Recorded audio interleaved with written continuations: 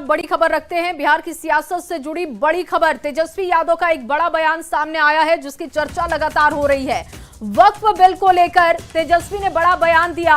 अब उनके बयान को लेकर एनडीए के नेता पलटवार कर रहे हैं और वक्फ बिल को लेकर तेजस्वी ने कहा कि हमारी सरकार बनेगी तो वक्फ बिल को कूड़ेदान में डाल देंगे।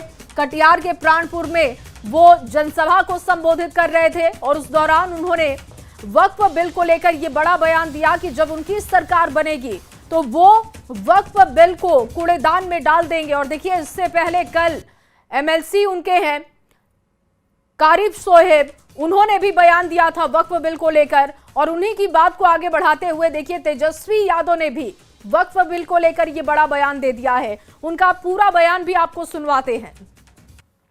कोई बिल ये लोग लाते हो, आप लोगों से हम कहना चाहते हैं, वक्फ कानून का जो इन लोगों ने बनाया है, हमारी सरकार बनेगी तो उस बिल को हम लोग कूड़ेदान में फेंकने का काम करेंगे।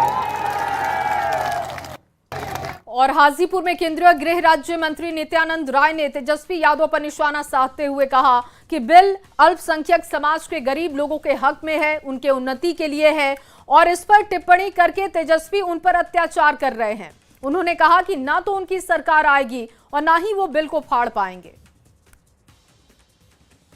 कर सुन लीजिए, आपकी सरकार एक तो आने वाली नहीं है और वक्फ बिल अपने उस अल्पसंख्यक समाज के गरीब भाइयों बहनों के लिए है, उसके हक के लिए है, उसकी उन्नति के लिए है। इसका मतलब कि आप हमारे अल्पसंख्यक भाइयों में जो गरीब है उस पर आप अत्याचार करेंगे। आपकी सरकार आएगी और नहीं आपका बिल फाड़ पाएंगे।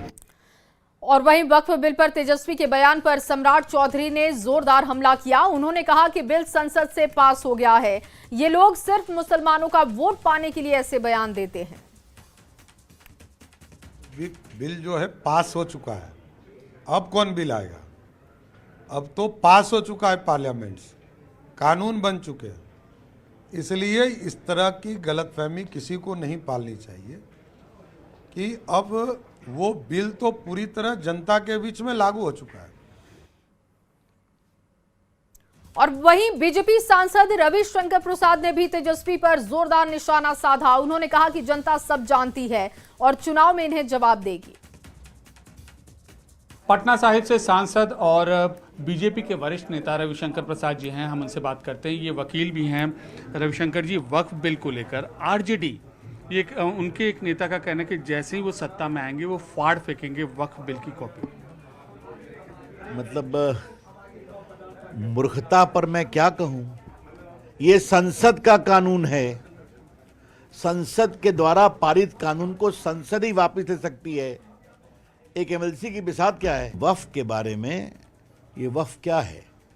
जिन्होंने अपनी संपत्ति वक्फ के लिए दी, उसका सही सदुपयोग हो।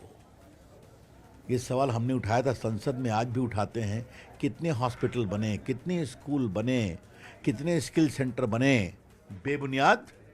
इसलिए बोलने दीजिए, उसका कोई अर्थ नहीं है। तेजस्वी की अभी प्रेस कॉन्फ्रेंस हुई, उन्होंने कहा कि इस भ्रष्टाचार की सरकार को हटाना है, 20 साल बाद कुछ नया देखना है।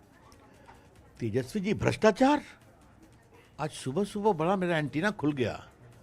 मालूम है 420 के आरोपी हैं वो। अभी 10 दिन पहले रेलवे के होटल के जमीन के बंदरबाट में लालू जी, राबड़ी जी के साथ साथ तेजस्वी जी पर 420 का आरोप लगा है और पहले से केस चल रहा है। अब चार्ज फ्रेम हो गया और वो कहते हैं बंदरबाट को मैं भ्रष्टाचार बंद करूंगा। अब तेजस्वी बाबू कहते हैं कि मैं भ्रष्टाचार पर 0 टॉलरेंस करूंगा। तो ये भी डिबेट होने दीजिए कि जो उम्मीदवार 420 यानी अपराध 7 साल की सजा, उस पर अगर आरोपी हैं तो क्या शासन लाएंगे, देखिए। तो ये थे रविशंकर प्रसाद और मौजूदा सरकार के बचाव में और तेजस्वी के ऊपर गंभीर आरोप लगाते हुए। कैमरा पर्सन विकास ठाकुर के साथ अमित पांडे, पटना, न्यूज़ 18 इंडिया।